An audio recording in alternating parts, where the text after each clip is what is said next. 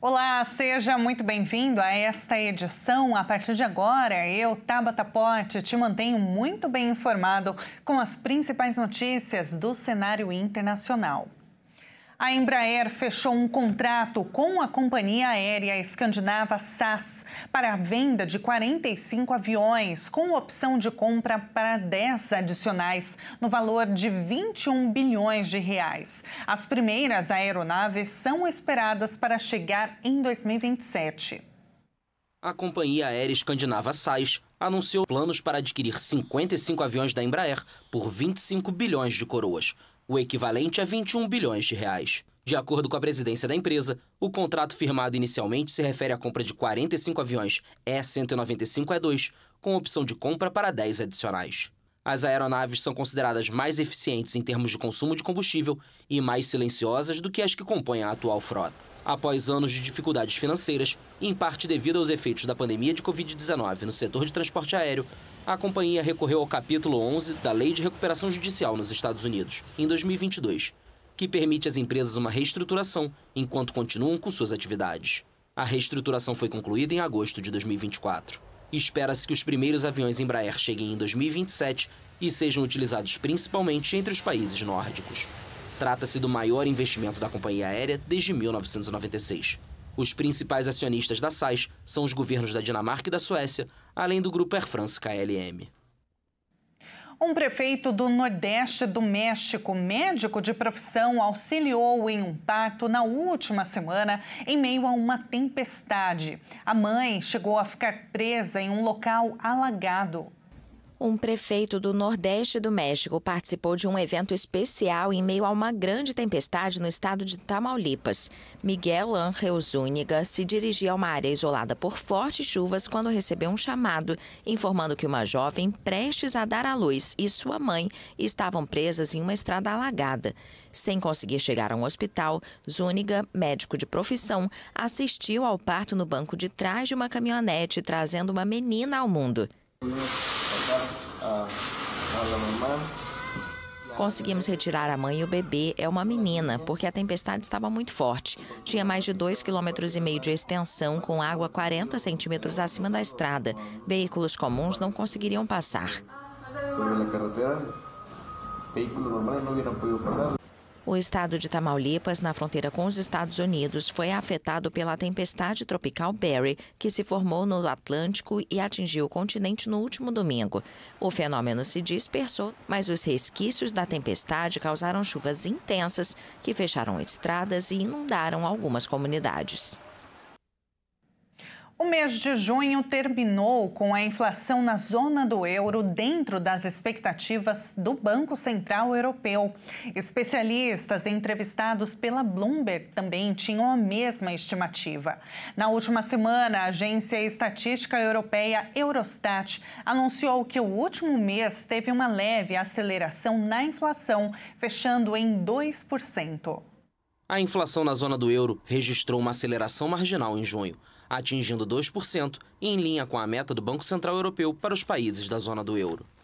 No mês anterior, a Eurostat mediu a inflação em 1,9%. Segundo a Agência Estatística Europeia, a inflação subjacente, que exclui variações nos preços de energia e alimentos, permaneceu estável, em 2,3% em junho. Com o desempenho, a trajetória da inflação também ficou em linha com as expectativas de especialistas entrevistados pela Bloomberg, que projetavam alta de 2% e inflação subjacente em 2,3%. Assim como no mês anterior, o segmento de serviços teve o maior reajuste em junho, atingindo 3,3%, enquanto a energia fechou em 2,7%. Entre as principais economias da zona do euro, a Alemanha, motor econômico da União Europeia, registrou 2%. Com a Itália um pouco abaixo da média geral e Espanha e Portugal um pouco acima. Nesse cenário, o BCE alertou para novos desafios para a economia, como o risco de tensões comerciais e o uso generalizado de inteligência artificial. E olha, mudando de assunto, se por aqui nos últimos dias o brasileiro tem sofrido com as baixas temperaturas, o Japão viveu o mês de junho mais quente da sua história e a Europa tem experimentado temperaturas acima de 40 graus. A ONU afirmou que o mundo terá de aprender a viver com forte calor.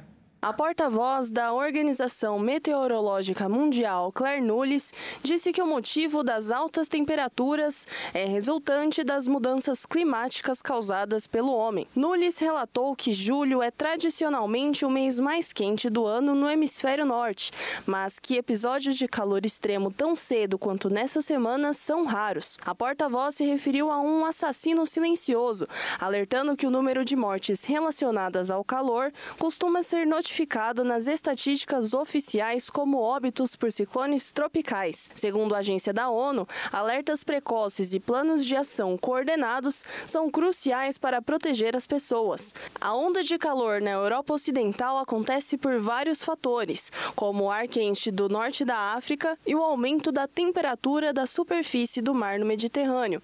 Itália, Portugal, França e Espanha passaram a registrar temperaturas acima dos 40 graus nos últimos dias. Inclusive, no país francês, com exceção dos territórios ultramarinos, as autoridades do país emitiram um alerta laranja em 84 das 101 regiões do país, além de algumas regiões que estão em alerta vermelho. O país registrou o primeiro incêndio florestal da temporada. Cerca de 400 hectares foram atingidos pelo fogo na fronteira com a Espanha. As empresas foram orientadas a proteger os seus funcionários e das 45 mil escolas do país, 200 fecharam de forma parcial ou total, pelo menos até os primeiros dias de julho.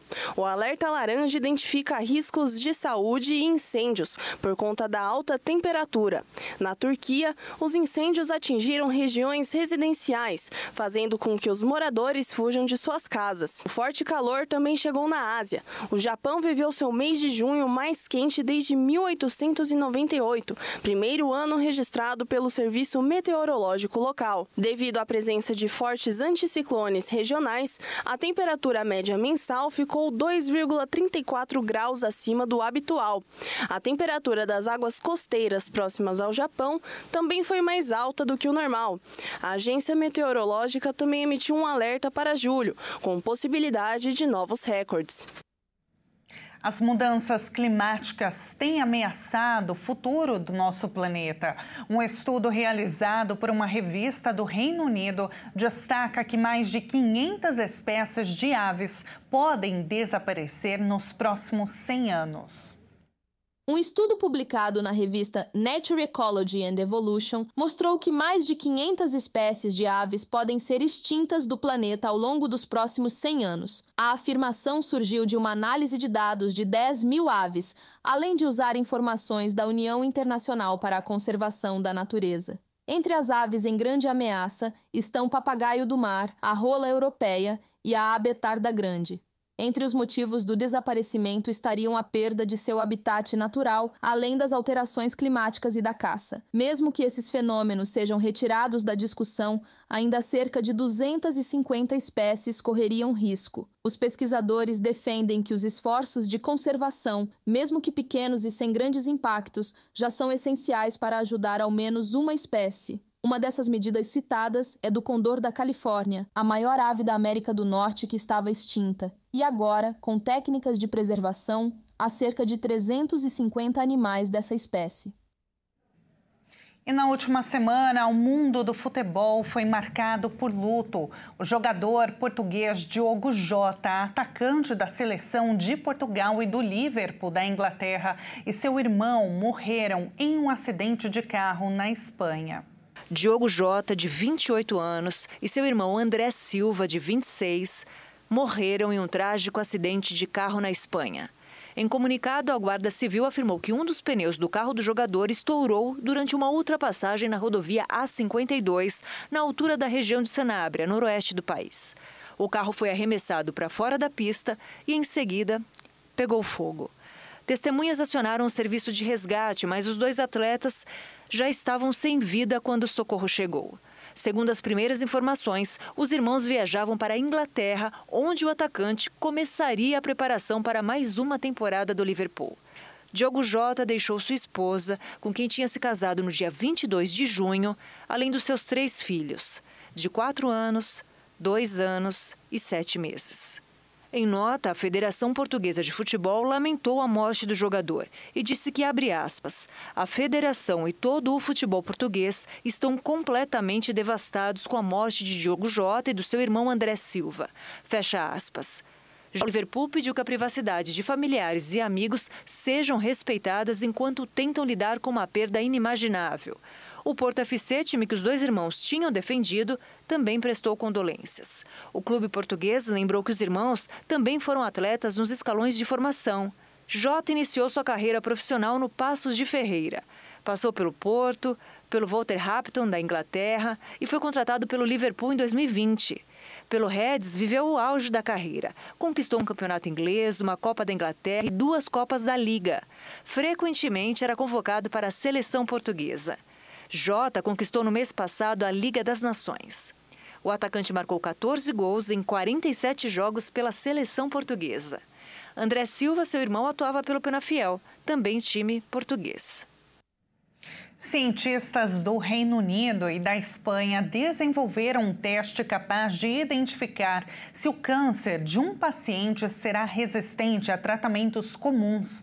A ferramenta analisa o DNA do tumor para personalizar a quimioterapia, evitando assim efeitos colaterais desnecessários e aumentando a eficácia do tratamento.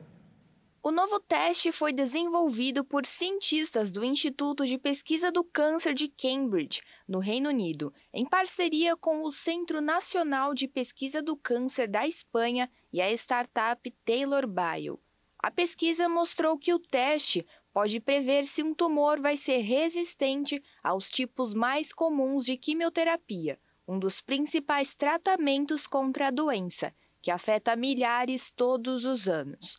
No método utilizado, foram analisadas as alterações na ordem, estrutura e o número de cópias do DNA, que é a molécula que contém as informações genéticas, mas encontradas no tumor, um padrão conhecido como instabilidade cromossômica. E a partir dessa análise, o teste pode identificar se os cromossomos estão rompidos ou alterados, em comparação com as células saudáveis do corpo. A ferramenta foi testada com dados de 840 pacientes diagnosticados com vários tipos de câncer. E com a análise das informações genéticas, os cientistas classificaram os pacientes como sensíveis ou resistentes à quimioterapia. Na pesquisa, foi simulada a troca de medicamentos para ver se imitou um ensaio clínico, sem que os pacientes precisassem mudar de terapia. Com esse exame genético, é possível prever a resistência do tumor a 3 tipos de quimioterapia, como tratamentos à base de platina, antraciclina e taxano, que são medicamentos usados para o tratamento de diversos tipos de câncer. Mesmo que o tratamento da quimioterapia salve milhares de vidas, também é capaz de afetar as células saudáveis e provocar efeitos colaterais. E por isso, o teste tem o objetivo de evitar que pacientes realizem os tratamentos que não vão trazer os resultados esperados, além de reduzir a toxicidade e os impactos físicos do processo de cura. É esperado pelos especialistas que essa ferramenta possa permitir a personalização do tratamento, desde o diagnóstico ao ajudar a escolher os métodos quimioterápicos mais eficazes de acordo com a necessidade do paciente. Com essa nova tecnologia, vai ser possível tornar o tratamento muito mais preciso e eficiente. E olha, um gesto simples que beneficia a saúde física e mental, proporcionando a redução do estresse e da ansiedade. O abraço gera conforto, fortalece o sistema imunológico e pode até reduzir a pressão arterial. E o mais curioso é que chineses têm pagado para receber abraços de estranhos para obterem esses benefícios. No mínimo, pode parecer esquisito uma pessoa receber dinheiro para dar abraços e outras pagarem para recebê-los. Isso tem acontecido na Ásia, especificamente na China. Uma entrevista realizada pela mídia local, Zou, entrevistou um cidadão que fornece o serviço. Ele afirmou que essa é a melhor maneira de criar distância emocional com as clientes. Já as mulheres que contratam esse tipo de serviço destacaram que se sentem mais seguras e tranquilas pagando um determinado valor, pois acreditam que não terão problemas futuros. Apesar de parecer um modismo, a China não é o único país do mundo onde as pessoas pagam para receber um abraço e aliviar o estresse. Na Polônia, há sessões semelhantes que adultos entre 40 e 60 anos frequentam para aliviar a solidão. E essa tendência não é exatamente nova. Já faz algum tempo que, em várias localidades, os chineses desembolsam o equivalente a R$40 para receber um abraço de 5 minutos de um estranho e, assim, reduzir seus níveis de estresse. Detalhes do serviço exclusivo foram revelados pelo South China Morning Post após muitas pessoas compartilharem as suas experiências nas redes sociais, popularizando o assunto. Os motivos mais comuns que levam pessoas em busca de um abraço são frustração após uma dieta ruim, longos dias de trabalho, problemas com o chefe ou pressão acadêmica. Segundo o jornal, as mulheres são as usuárias mais frequentes e as preferências são sempre as mesmas: homens com aparência atlética, traços finos e expressão gentil. Além disso, a maioria dos abraços é oferecida por cidadãos contratados em locais públicos, especialmente estações de metrô e shoppings, dependendo das necessidades da cliente. Detalhe: a contratação para a realização do serviço é feita em privado para não causar constrangimento a nenhuma das partes. É muito comum as mulheres fazerem alguns pedidos, por exemplo, que os homens usem um pouco de maquiagem, cheirem bem e tenham um penteado adequado para proporcionar uma experiência melhor. E esta edição fica por aqui. Muito obrigada pela sua companhia. Se quiser rever esta edição, acesse o nosso canal no YouTube, Jornalismo Hit TV. Até a próxima.